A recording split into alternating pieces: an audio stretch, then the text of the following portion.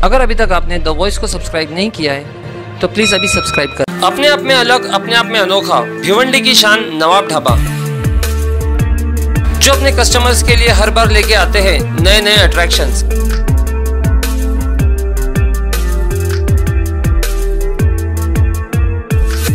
जायकेदार खाना, 5 star service और बच्चों के लिए तो मानो जैसे जन्नत। एक बार जरूर विजिट कीजिए नवाब ढाबा नया मेकओवर देखने के लिए at Binar village, Nashik road, Bhiwandi.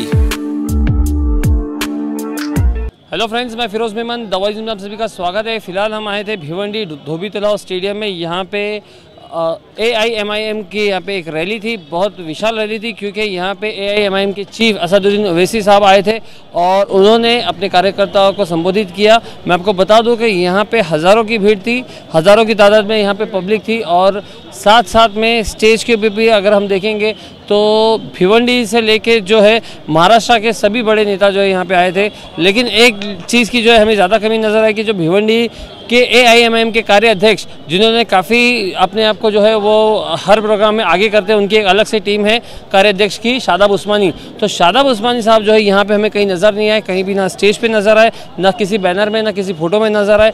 तो ये जो है एक MIM का जो है ड्रॉबैक हमें नज़र आया। उसके बावजूद जो प्रोग्राम था काफ़ी बड़ा प्रोग्राम था और साथ साथ में असद साहब की जो स्पीच थी काफ़ी दमदार स्पीच थी। उन्होंने मोदी गवर्नमेंट को निशाना साधा, साथ ही साथ में महाराष्ट्र की जो महाविकास आघाड़ी है वो महाविकास आघाड़ी सरकार को भी उन्होंने निशाना साधा। सबसे उनका बेसिक मुद्दा यही था कि जो मुसलमान है वो अपने हक के लिए खड़ा हो जाए। आइए क्या कुछ कहा उन्होंने अपने वक्तव्य में, हम सारी चीज़ें देखते हैं। लेकिन मैं एक बात बताऊँगा कि पूरे प्रोग्राम में जो है शादाब उस्मानी की कमी हमें ज़्यादा खली है, क्योंकि वो कहीं भी नज़र नहीं आए थे। लोग जो है इनका इस्तेमाल कर रहे हैं, इस्तेमाल कीजिए और सामने से हटिए। सचिव भाई सामने से हटिए, मीडिया वाले जो है फोटो कैप्चर कर रहे हैं, सामने से हटिए।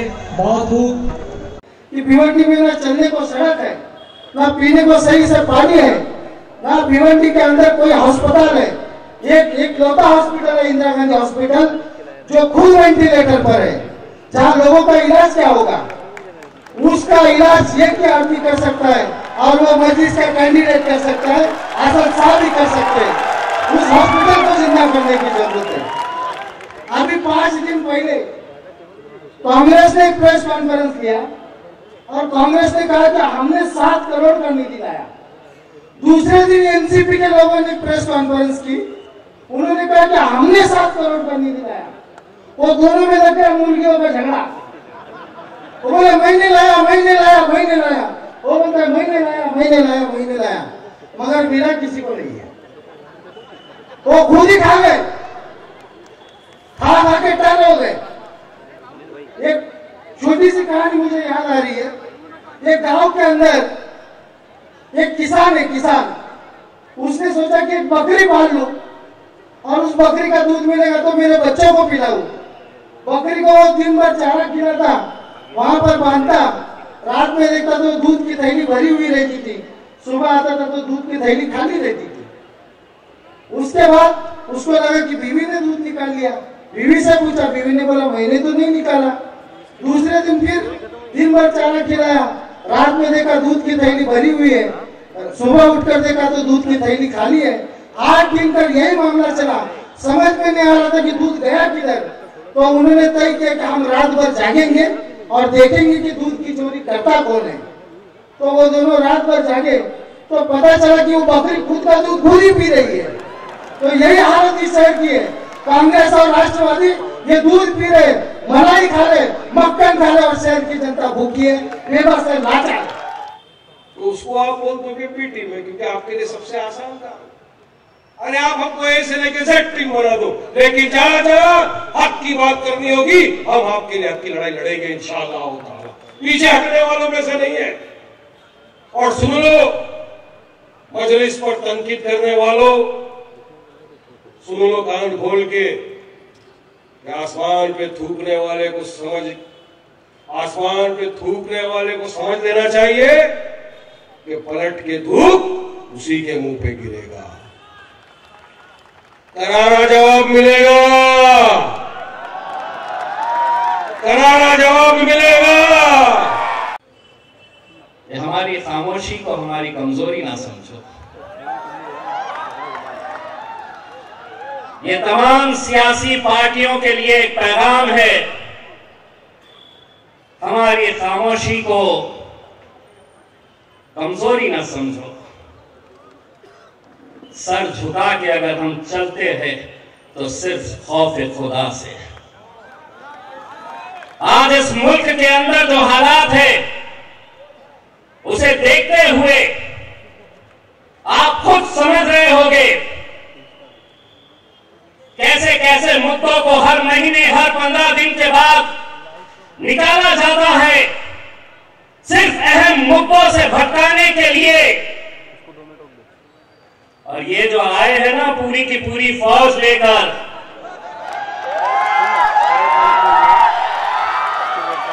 आज ये पैगाम दो कि मजलिस ने भिवंडी की सरजमीन से ये ऐलान किया है कि हमें सियासत से मोहब्बत नहीं है, हम मुल्क से मोहब्बत करने वालों में से है। जेल को चले जाएंगे तो याद रखो उनकी मकबूलियत में और इजाफा होता रहेगा। खालिद गुड्डू की मकबूलियत में कोई कमी नहीं आई, ना इंशाअल्लाह कमी आएगी। खालिद गुड्डू एक दिन रिहा होगा और जब खालिद गुड्डू रिहा होगा तो पहले से ज्यादा ताकतवर एक सियासी नेता बनकर रिहा होगा। और मजलिस इत्तेहादुल मुस्लिमीन हमेशा मजलूमों का साथ देती है। जुल्म करने वालों याद रखो, इख्तिदार किसी के पास रहने वाला नहीं है।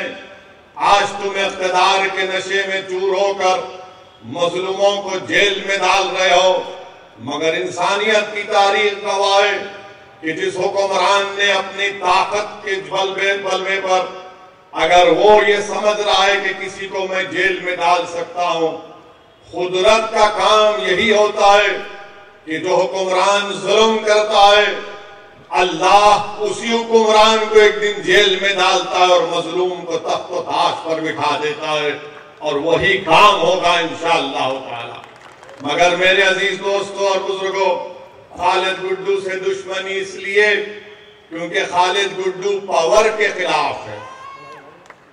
कौन सा पावर? एक तो राष्ट्रवादी के जुल्म के खिलाफ और दूसरा टॉरेंट पावर के खिलाफ खालिद गुड्डू ने आवाज उठाई थी। तो दोनों को ये पसंद नहीं आया कि ये कौन दीवाना खड़ा हो गया जो हमारे इख्तिदार की बुनियादों को हिला के रख दे रहा है। तो टॉरेंट पावर और राष्ट्रवादी दोनों मिलकर खालिद गुड्डू के खिलाफ झूठे मुकदमे आयद करके हजरत पुलिस को भी इस्तेमाल कर लिए।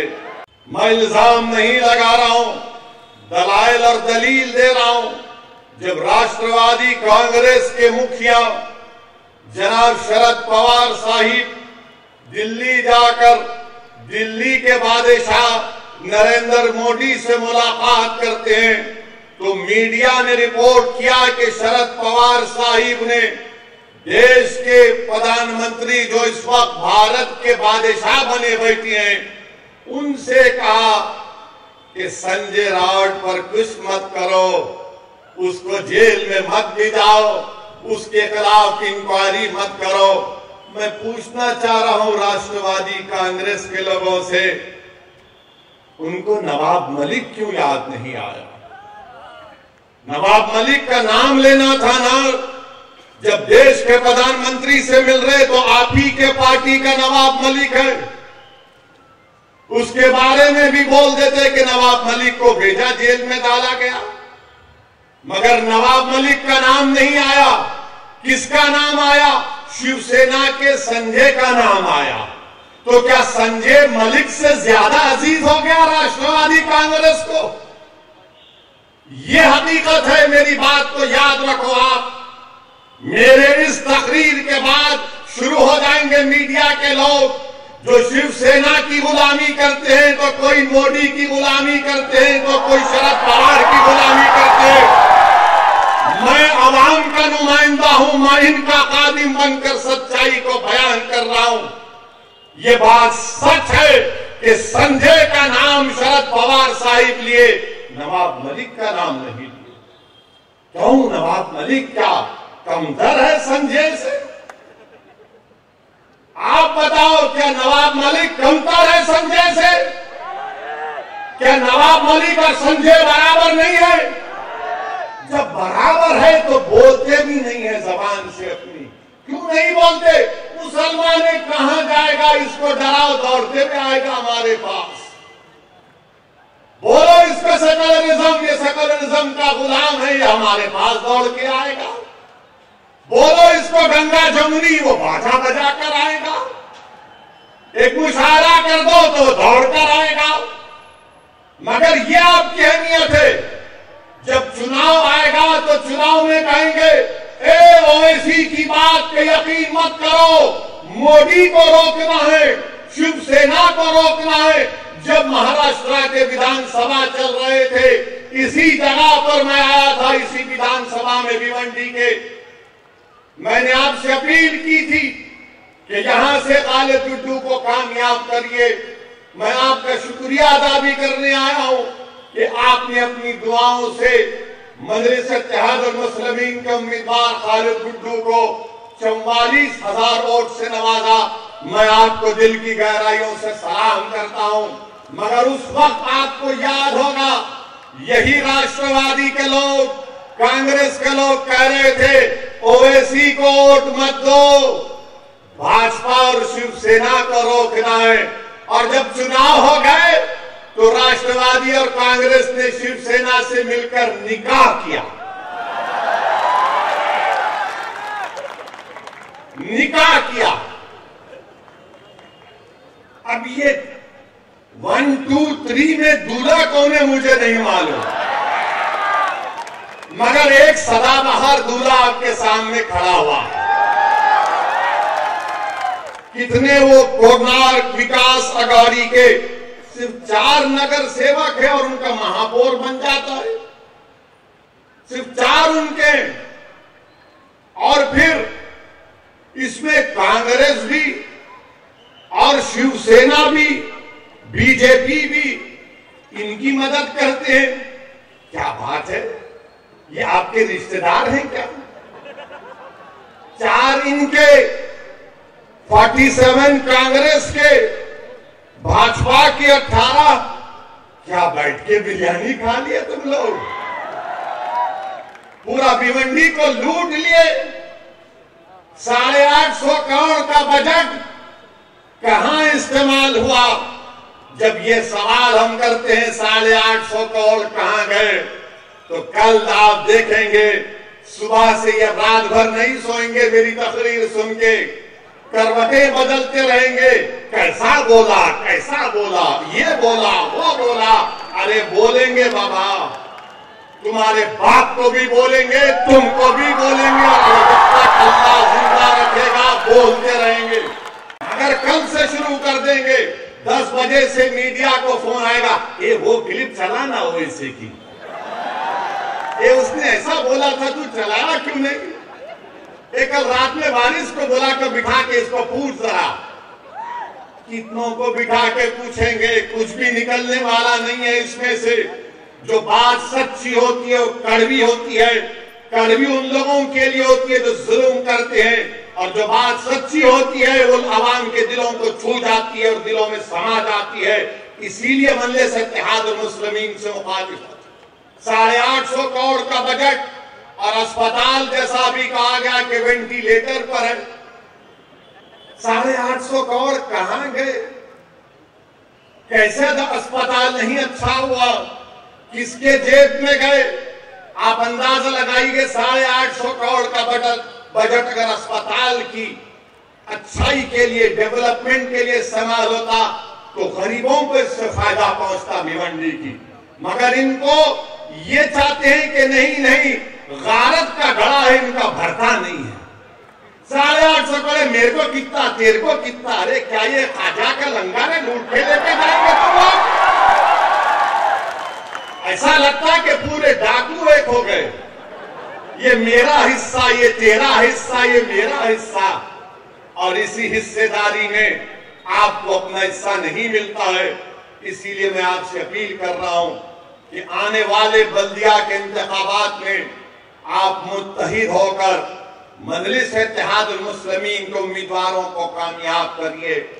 मेरी आपसे अपील है कि आपकी आवाज भिवंडी की बल्दिया में गूंजनी चाहिए, आपके मसाइल की हल मिलना चाहिए। और जिस तरीके से आपने अल्हम्दुलिल्लाह 44,000 वोट खालिद गुड्डू को दिए, मुझे यकीन है कि आने वाले बल्दिया के इंतखाबात में आप मुत्तहिदा तौर पर मजलिस के उम्मीदवारों को कामयाब और कामरान करेंगे।